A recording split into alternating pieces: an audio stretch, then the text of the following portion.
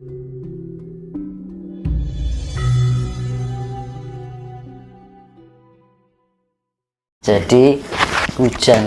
volume hujan itu kenaikan volume hujan itu diakibatkan karena panas bumi sama panasnya tata surya kita, kan gitu. Jadi kalau kita bisa sudah mendekati dekat dengan alam, itu bisa merasakan aktivitas alam, gitu. Kita sudah makainya pakai frekuensi atau naluri juga. Oh, kita merasakan, oh alam ini kondisinya seperti ini, kita bisa merasakan.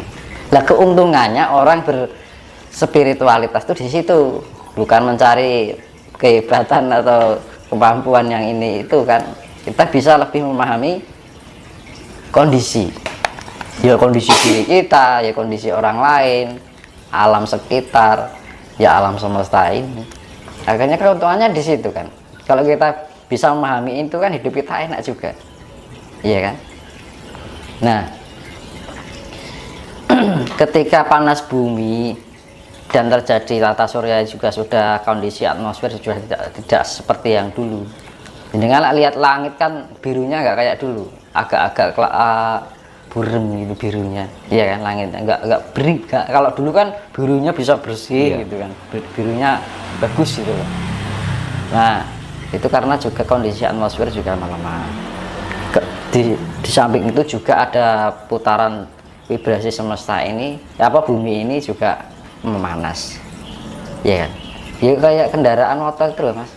Kalau motor itu kan semakin kenceng kan semakin panas kan, mesinnya, ya kan. Loh, makanya kan gini, kita kan nggak nyadari kan, kalau kadang sehari itu kalau kelihatannya cepet gitu, jangan rasain betul. Iya kan, ngerasain kan, sehari itu kelihatannya cepet, semalam itu kelihatannya cepet. Kita nggak menyadari bahwa detik jam itu juga cepat loh, Mas. Karena kinerja jam itu mengikuti kinerja daya magnetika alam kan. Kalau di jam digital kan menggunakan elektrik ya, elektrik itu juga menggeser magnetika.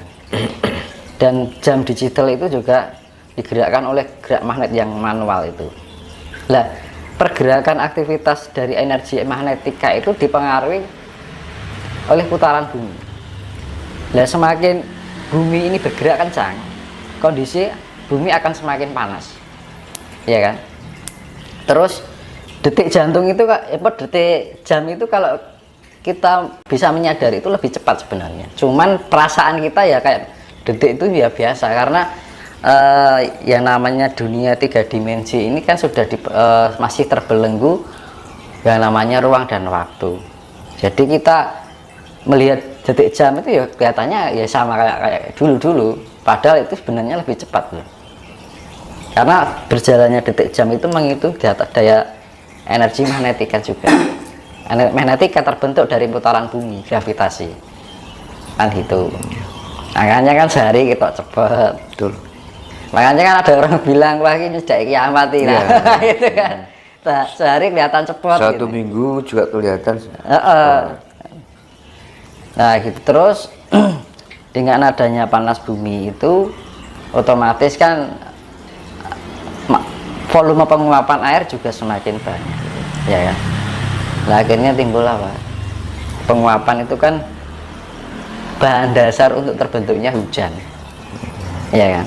Otomatis kan volume hujan itu juga akan semakin banyak, ya akhirnya timbul banjir, kan turun volume dengan berlebihan yang melewati batas volume dari yang standarnya gitu kan.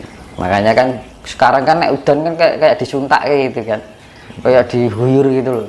Sekali hujan blur gitu kan, pakai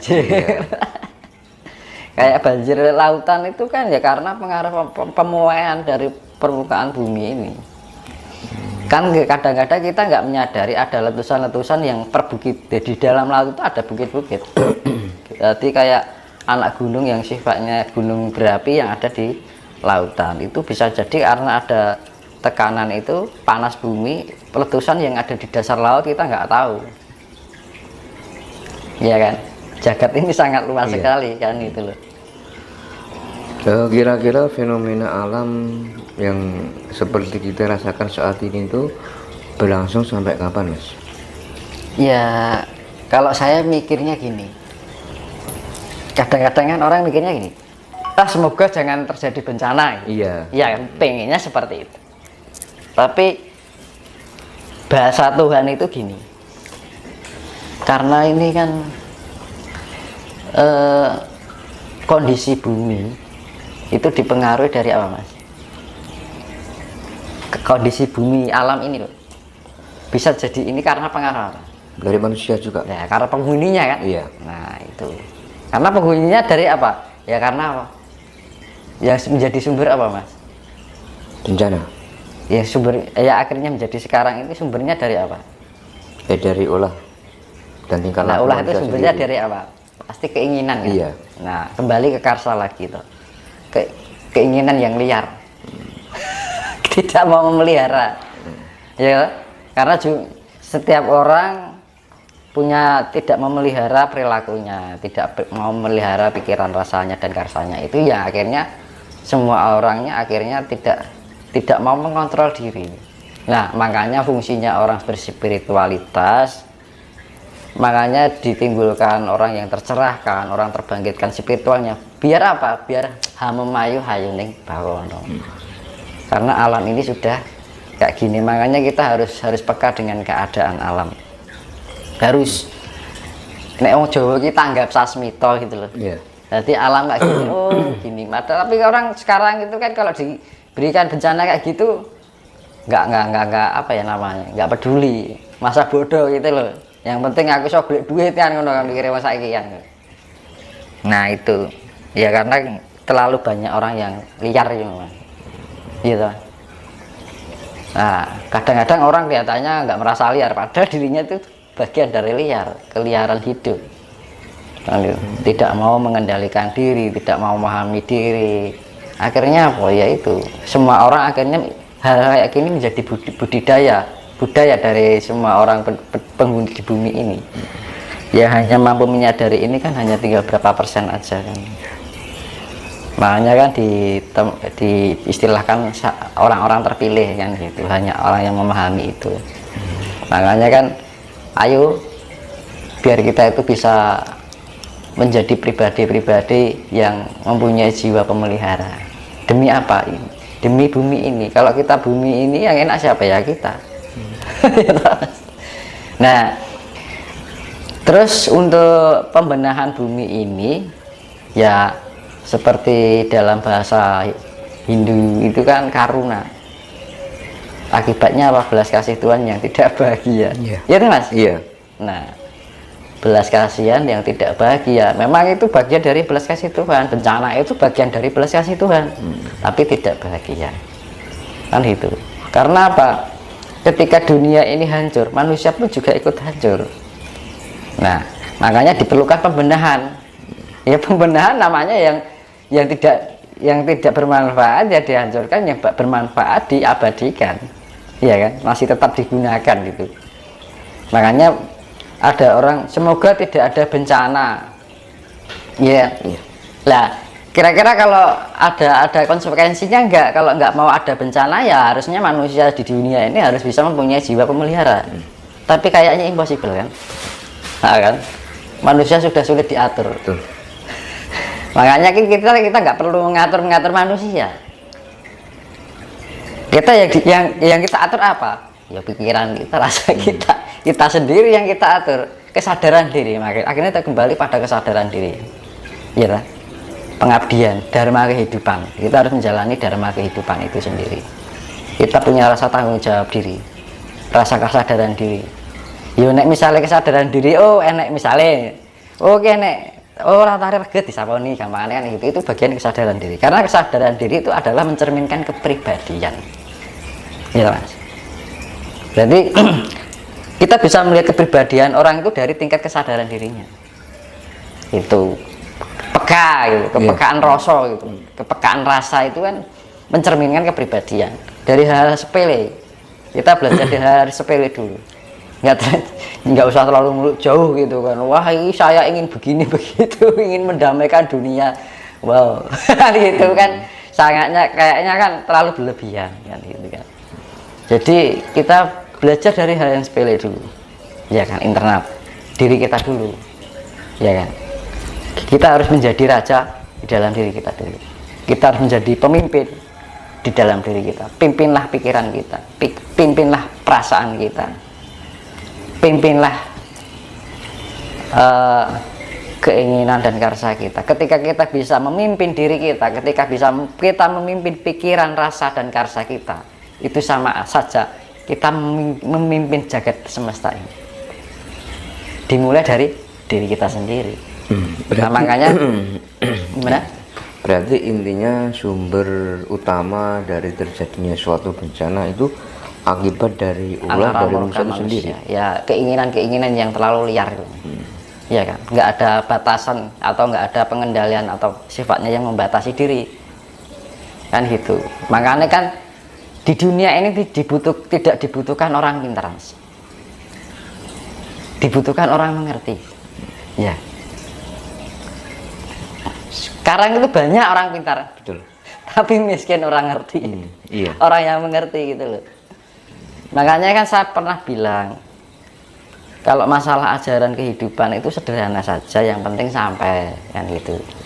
Mau kita pakai teknik ini, mau teknik itu, dengan teori ini, dengan teori itu, kalau kita nggak sampai dengan pada tujuannya atau implementasinya dalam ilmu, wong Jawa ilmu kasunyatan, ya sia-sia. Makanya ayo kita nggak usah terlalu menyulitkan diri, ya kan. Belajar dari hal-hal yang sederhana dulu, ya kan? Kan enak toh, dari keseharian kita loh. Ya awalnya sih kan gini, semua itu akan menjadi terbiasa jika dibiasakan kan. Kalau nggak mau membiasakan diri, ya nggak bisa. Makanya kan saya bilang, ilmu itu kanthi laku lekasnya lawan kas, ya kan. Tegese kas nyantosani, ya kan. Pangakes apa jenenge? Pangakesnya dur angkoro. Jadi sifatnya itu ilmu itu dihayati dengan dijalani dengan menghayati perilaku kita, ya kan? Perbuatan kita sendiri. Untuk apa? Untuk memelihara kesejahteraan. Kesejahteraan bagi siapa? Yo diri kita. Kalau kita bisa memelihara diri kita, mensejahterakan diri kita, itu bermanfaat dengan otomatis itu akan bermanfaat dengan untuk orang lain. Nah itu.